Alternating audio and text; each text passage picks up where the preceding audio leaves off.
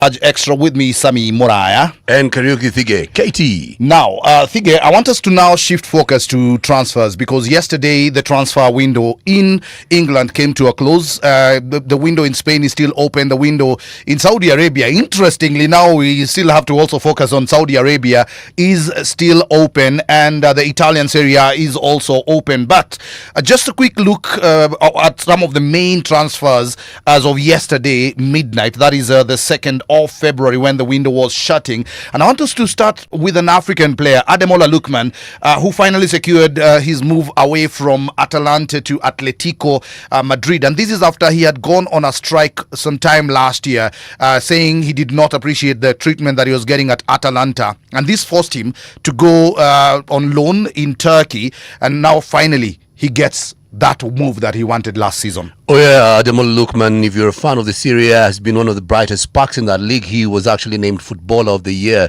in the Serie A, I think that's last year.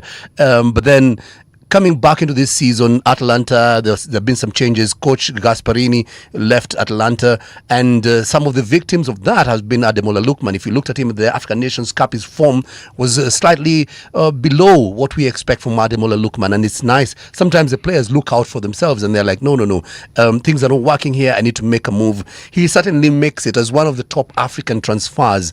If you're looking at not just the African continent, one of the most striking transfers for me is that one by Ademola Lookman, and it's certainly good for Nigeria as well that he makes that move. Well, Karim Benzema also moved yesterday, and he moved from Al Ittihad to Al Hilal, and this also brought a bit of controversy because one, Cristiano Ronaldo started complaining that the Saudi government is favouring Al Hilal over Al Ittihad, and his comments, of course, making headlines because we know who Cristiano is, and every time he complains, everybody will be listening, everyone will take notice. And the most interesting thing about this Saudi league is the transfers are managed by the sports ministry. Yep, the way that the Saudi Pro League works, FYI, is very similar to the way the US Major League MLS is actually operated, where funds are pooled together, and then teams are able to select the players from within a certain particular fund. So the team has a choice of which player they want to acquire. So it's like a draft. You know the way they do drafts in basketball and NFL. Exactly. Yes. It's very similar to that type of scenario. So yes, you have a say in terms of deciding which players you want, but it's working or operating within a certain system that is very centralized, and in this scenario managed by the Saudi government. And yes, Cristiano Ronaldo at some point refusing to play because he feels that his club is not getting, the best out of that transfer window. And so eventually, and in the middle of that, Karim Benzema, who was known to be a rival of Cristiano Ronaldo during his time at Real Madrid and even after. But they ended up being very good friends. Yep, but at the beginning there was this big rivalry between Karim Benzema feeling, no, I got what his position was being taken away. Yeah. Exactly. So either way, Karim Benzema moving from Al Ittihad to Al Hilal. When you look at the Saudi Pro League, the other moves that are also interesting before you get away from it. N'Golo Kante moving from Al Ittihad back to Fenerbahce.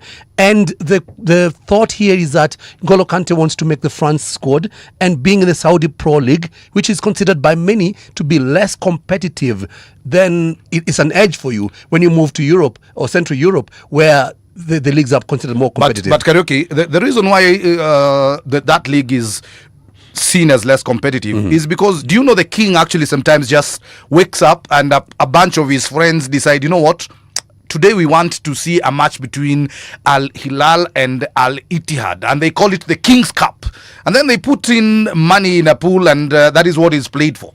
So basically you are at the beck and call of the king. When he decides he wants to watch a match between those two teams, there's nothing you can do about it. But the king is paying. So, and he's paying a lot of cash. He's paying crazy amounts of cash. So exactly, and when it's right. But you see, that stops being professional, because if I wake up today, Karaoke, and I decide, you know what, I feel like I want to watch a match between Gor Mahia and the AFC. You're right, Muraya. It's true that the competitiveness is somehow watered down. And Seko Fofana is one example. Brilliant Ivory Coast midfielder who in the African Nations Cup, where Ivory Coast went deep into that particular tournament, Seko Fofana was on the bench throughout that tournament. Yet we know him to be one of the major players, the most important players. But he was unfit for that Ivory Coast team. But he's unfit because he is playing in the King's Cup. Yes, and those things for the King. Okay, let's move on to other. He plays for the King. Let's move on to so other. So transfers. Fofana again leaving his club in Saudi Al Nassr, now going to FC Porto. That's also a very interesting transfer to look at. But let's go back to the other big ones. The first one, Moriah, is Semenyo. I was for a moment looking at this winter transfer, then I'm seeing the name of Semenyo. I'm like, no, this guy moved a long time ago. This guy went to Man City long ago. It's no. He just moved very early on in the window. He's only played 3 matches. Yeah. He's only played 3 matches for Manchester City. It feels like a lifetime. And Guehi as well. And also because of the way he's fitted into that Manchester City team, it feels like he's always been there.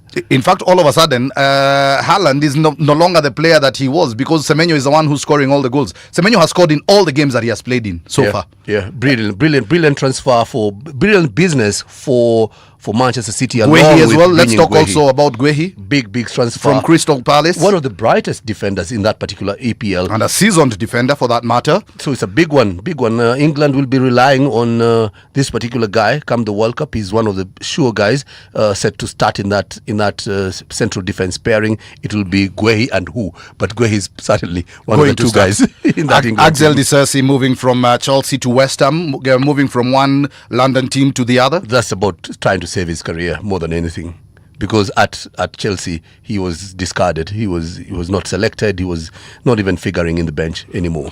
Alexander Zinchenko from Arsenal to Ajax, and I'll repeat Noah's exact words. And Noah, by the way, is one of our colleagues who's a staunch Arsenal fan. So we had a meeting earlier on, and Noah literally just said, let him go. He's old.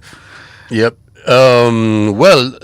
He's had his brilliant years, Zinchenko. I think he's well beyond his prime, and it's okay for him to be sold. I only questioned the amount, 1.5 million for a player they bought at 30 million euros those years back. He served them well. I think it's also good for his career to move to other spaces where he'll have a chance to play in the first 11 perhaps, and Ajax could be just that. And also the way Ajax is structured, we've seen senior players going back to Ajax and being very helpful, because they also have very young squads. They have players who are 17, 18. So having a senior player in that particular team is always good for the players who are coming up. But one other interesting one, Moriah, that we need to look at, or 2 other interesting ones, there is Joao Cancelo and Enrique, moving from Real Madrid to Olympique Lyon. He was expected to nail down a place, the youngster for Brazil, but he couldn't start enough games, and he wants to play in the World Cup, so he goes away to Olympique Lyon.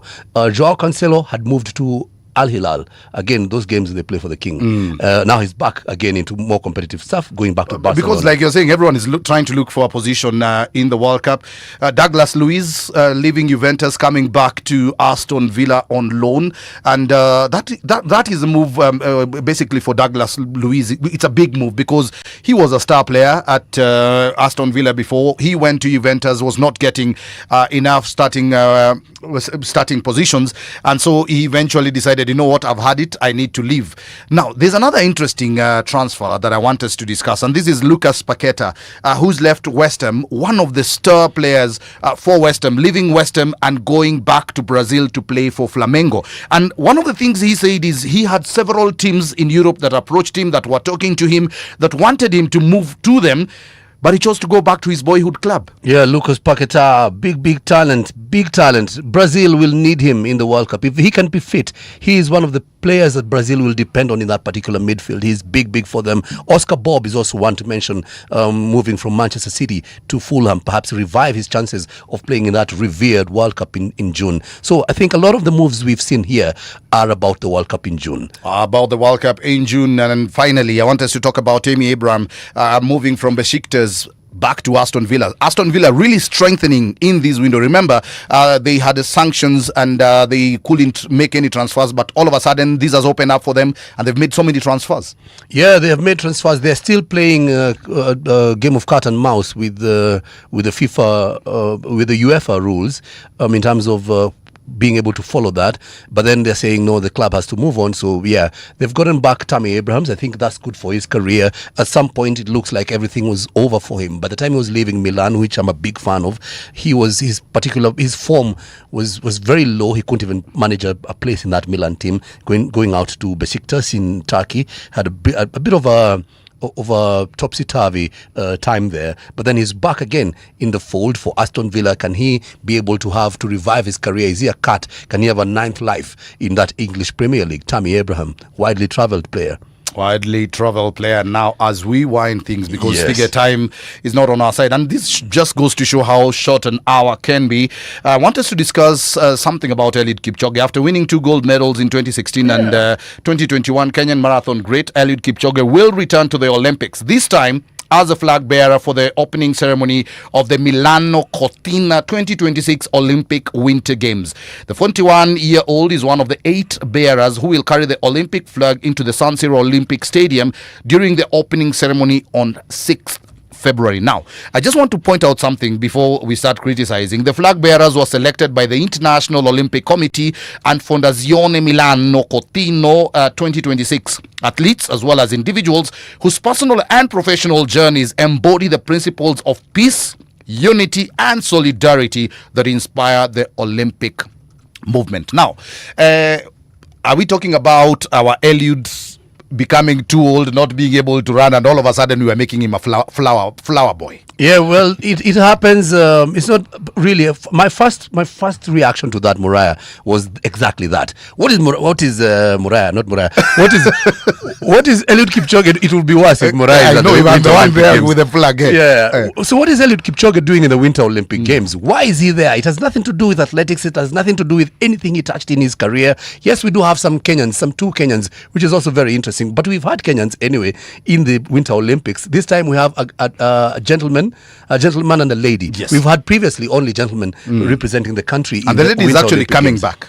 Yes, exactly. She had retired, then she decided, you know what, I have That's- one more all in me. That's all nice. But then let's go wider. Let's cast our net wider. And we've seen, particularly in the London Olympic Games, we saw Ban Ki-moon, who was UN Secretary General. He was one of the flag bearers for that. Muhammad Ali, before that, has been again one of the flag bearers. I think it's in the same Olympics, the 2012 Olympics in London. So it's just about being a global sports icon. And I think rather than looking at it of those ones of no, it's like a fish out of water, because winter sports has had nothing to do with Eliud Kipchoge's career. It's looking at recognition beyond the specific field of study. So kudos, Eliud Kipchoge. Kudos, Eliud Kipchoge. It's time for us to sign out. Thank you very much for watching us, listening to us. It has been fun. We do these again on Thursday, but from now, catch Brian Odor, who will be with you from now all the way